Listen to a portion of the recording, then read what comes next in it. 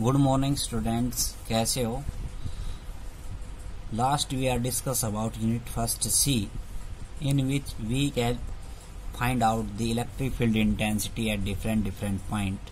Now we are discuss about the unit first D part, capacitance. तो what is capacitance? Capacitance होता क्या है? तो मार्केट के अंदर अलग अलग प्रकार के कैपेसिटर्स जो हैं अलग अलग कलर्स के मिलते हैं। कैपेसिटेंस का मतलब ये होता है जैसे उसके अंदर कैपेसिटेंस के अंदर एक सेल टाइप का जो है कैपेसिटेंस होता है, उसमें चार्ज अंदर रहता है, चार्ज स्टोर करके रखते हैं, जैसे सेल है अपना, इस प्रकार से कैपेसिटेंस। तो इसकी डेफिनेशन कैपेसिटेंस की आगे आएगी। उससे पहले हम कुछ बेसिक चीजें पढ़ते हैं इस पार्ट के, तो इलेक्ट्रिक फील्ड से ही संबंधित है और इलेक्ट्रिक फील्ड इंटेंसिटी के बारे में हमने फर्स्ट सी के अंदर पढ़ा। तो बेसिक बातें क्या है, फिर हम कैपेसिटेंस मेन पॉइंट के पे चलेंगे और बताएंगे आपको।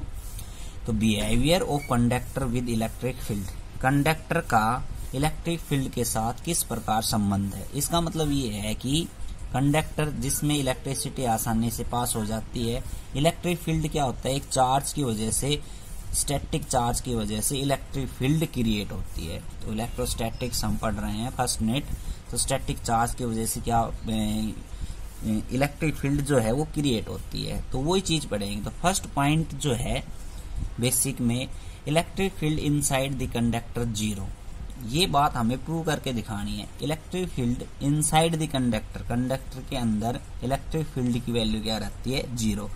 एक्चुअल में वो जीरो नहीं रहती, उसमें इक्वल अमाउंट ऑफ इलेक्ट्रॉन और इक्वल अमाउंट ऑफ प्रोटॉन रहते हैं, तो they get be neutralize each others, so electric field is zero. वो कैसे? हमने एक कंडक्टर मान लिया, कंडक्टर प्लेट मान ली, हम कह सकते हैं पी और क्यू, दो प्लेट हमने मान ली। अब हमने एक प्लेट को कहीं एक्सटर्नल सोर्स के साथ कनेक्ट करके प्लस क्यू चार्ज दे दिया, ठीक।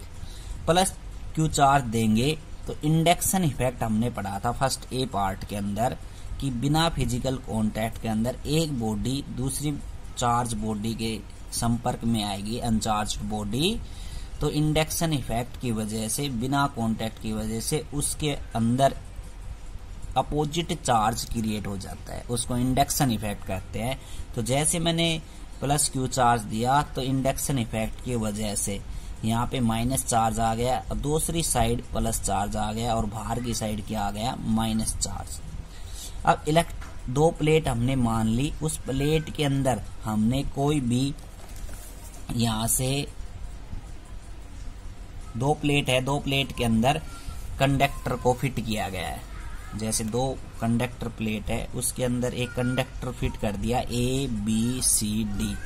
अब इतना समझ में आ गया होगा कि प्लस क्यू चार्ज यहाँ पे दिया तो नेगेटिव चार्ज इंडक्शन इफेक्ट की वजह से आया, और फर्दर इन अनोदर साइड कैसा आ गया, पॉजिटिव चार्ज, और उसके बाहर कैसा आ गया, नेगेटिव चार्ज। तो हम पैरेलल प्लेट के अंदर एक कंडक्टर सपोज कर रखा है। अब देखो यहाँ से इसमें इलेक्ट्रिक फील्ड कैसे सेटअप होती है और जीरो कैसे होती है। जैसे ही प्लस चार्ज यहाँ पे हमने दिया तो ई नोट जो इलेक्ट्रिक फील्ड है, यहाँ पे मैंने दिखा रखे ई नोट, ये इलेक्ट्रिक फील्ड सेटअप हो जाती है इस डायरेक्शन के अंदर। प्लस चार्ज की वजह से चार्ज, इलेक्ट्रिक फील्ड की जो डायरेक्शन होती है प्लस चार्ज की वजह से होती है प्लस से माइनस, तो ये इस डायरेक्शन के अंदर ई नोट जो इलेक्ट्रिक फील्ड क्या हो गई, सेटअप हो गई।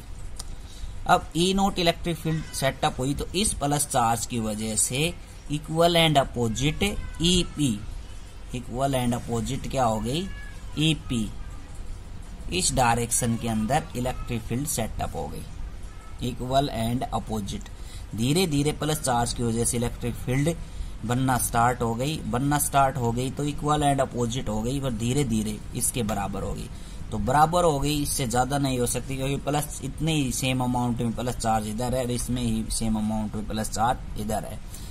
तो चार्ज की डायरेक्शन की वजह, इलेक्ट्रिक फील्ड की डायरेक्शन दिखा रखी है प्लस से माइनस, और इसमें प्लस से माइनस इस तरह, तो इक्वल एंड अपोजिट। तो अगर हम इसकी एक्सप्लेनेशन देखें तो देखो कैसे है।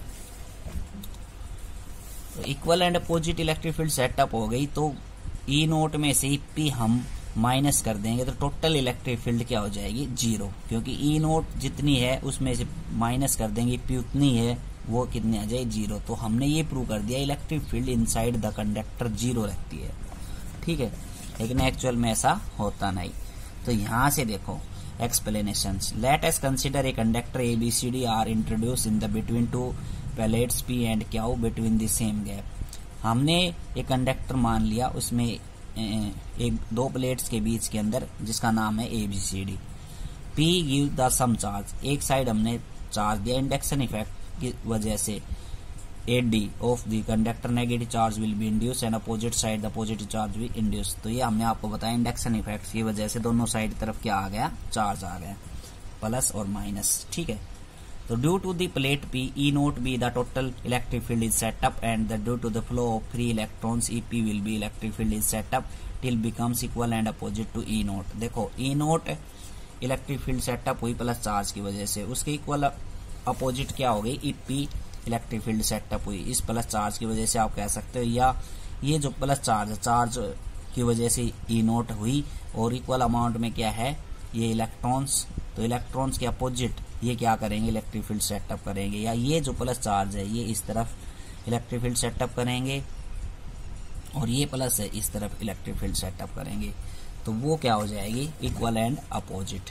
तो इक्वल एंड अपोजिट हो गई, तो so equal and opposite electric field are arise, ठीक है, so they are cancel out. तो वो आपस में क्या हो गई, कैंसिल। तो हमने ये प्रूव कर दिया कि inside the conductor electric field क्या रहती है, जीरो। अगला पॉइंट है electric field is perpendicular to the surface of the conductor. ये बात हमने पीछे पढ़ भी ली, property of electric field lines के अंदर इलेक्ट्रिक फील्ड लाइंस सरफेस की क्या रहती है, परपेंडिकुलर, और पोटेंशियल सरफेस के भी इलेक्ट्रिक फील्ड क्या रहती है, परपेंडिकुलर। ये बात हमने पीछे भी समझाई है।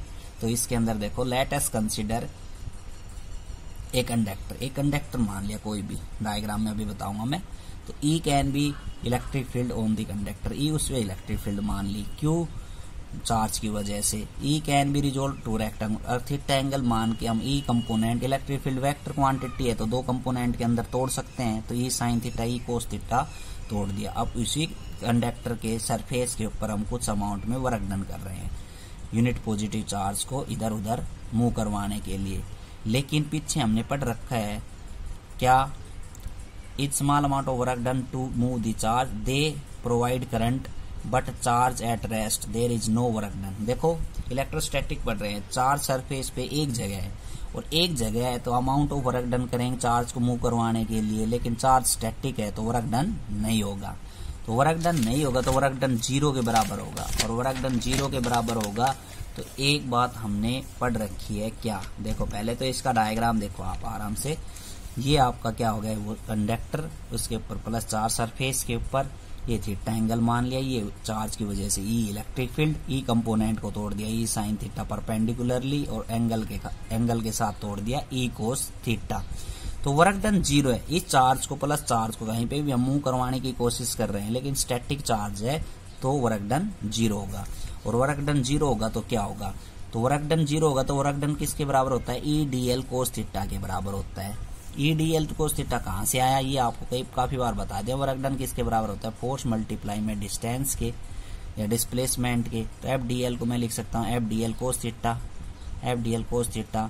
अब यूनिट चार्ज के लिए हम वर्क डन कर रहे हैं तो F की वैल्यू होती है Q इंटू में E, ठीक है। यूनिट चार्ज की वजह हम लिख सकते हैं 1, तो 1 हमने लिख दिया। तो ये क्या आ गया, EDL कोस थीटा, ये किसके बराबर है, वर्क डन के बराबर। तो वर्क डन के बराबर है तो वर्क डन क्या हो गया, जीरो। तो वर्क डन जीरो हो गया तो EDL कोस थीटा किसके बराबर, जीरो। EDL मतलब कि ये कह रहा है कि EDL तो जीरो नहीं हो सकता, लेकिन कोस थीटा की वैल्यू जीरो हो सकती है। किस एंगल के ऊपर, 90 के ऊपर। कोस से कोस कैंसिल, थीटा बराबर 90। जब थीटा बराबर 90 है तो इसका मतलब electric field surface of the conductor के क्या है, परपेंडिकुलर। ये बात हमने बता दी है, 90 का मतलब ये है। अगला पार्ट है charge is inside the conductor is zero. Charge conductor के अंदर क्या रहता है, जीरो। वहां पे हमने प्रूव किया है कि electric field inside the conductor क्या रहती है, जीरो। अब चार्ज अंदर जीरो रहता है तो देखो क्या होगा, ये बात हमें प्रूव करके दिखानी है। Charge is present on the surface of the conductor inside the charge zero. Surface के ऊपर चार्ज क्या रहता है, प्रेजेंट, अंदर क्या रहता है, जीरो। तो तो ये बात प्रूव करनी है। तो because we know that inside the conductor electric field is also zero. पहले पॉइंट में हमने ये पढ़ लिया इनसाइड द इलेक्ट्रिक फील्ड क्या रहती है, जीरो। तो गाज थ्योरम अप्लाई करेंगे। गाज थ्योरम लगाई हमने, ईडीएस बराबर Q upon epsilon naught. Electric field की वैल्यू जीरो है, इनसाइड द कंडक्टर जीरो रख दी, तो क्यू अपॉन एप्सिलॉन नॉट किसके बराबर होगा, जीरो के बराबर।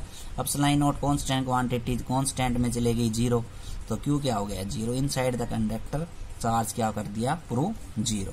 अब दिमाग में कई क्वेश्चंस आएंगे कि चार्ज जीरो है तो करंट कैसे पास होता है। तो ये बात मैं बताऊं, ट्रांसफर होता रहता है इलेक्ट्रॉन्स का और प्रोटॉन्स का, लेकिन वो इक्वल अमाउंट के अंदर रहते हैं, इसलिए वो जो कंडक्टर बॉडी है वो न्यूट्रल मानी जाती है, जीरो मानी जाती है। Potential is constant on the surface of the conductor, अगला पॉइंट है, फोर्थ पॉइंट। पोटेंशियल की वैल्यू सरफेस पे कांस्टेंट, ये बात तो हमने पहले भी पढ़ ली। इक्वी पोटेंशियल सरफेस के ऊपर पोटेंशियल की वैल्यू क्या रहती है, सेम। फिर भी हम इस चीज को यहाँ पे भी प्रूव कर लेते हैं। बेसिकली बेसिक पार्ट ही पढ़ रहे हैं। We know that E is equal to dV upon में डी आर किसके बराबर होता है, जीरो के बराबर। Electric field inside the conductor हमने पढ़ लिया, जीरो रहती है, तो डीवी अपॉन डी आर किसके बराबर होगा, जीरो। डी आर अगर यहाँ पे जीरो से मल्टीप्लाई कर दो तो पोटेंशियल की वैल्यू क्या आ जाएगी, जीरो, मतलब कांस्टेंट। तो पोटेंशियल की वैल्यू सरफेस के ऊपर क्या रहेगी, कांस्टेंट। तो डीवी जीरो, तो वी क्या हो गया, constant. Potential dV small potential, V है पोटेंशियल, टोटल पोटेंशियल सरफेस के ऊपर कांस्टेंट है, ठीक है। तो अगला है part, electric field on the surface of the conductor is equal to the sigma upon में epsilon naught. Electric field on the surface of the conductor, surface of the conductor के ऊपर इलेक्ट्रिक फील्ड की value sigma upon में epsilon naught भी होती है। ये हम behaviour of conductor with electric field पढ़ रहे हैं। तो सरफेस ऑफ द कंडक्टर की बात कर रहे हैं तो इलेक्ट्रिक फील्ड क्या रहती है, सिग्मा अपॉन एप्सिलॉन नॉट के बराबर। वो कैसे, देखो हमने गाज थ्योरम अप्लाई की, तो गाज थ्योरम क्या कहती है, EDS is equal to Q upon epsilon not.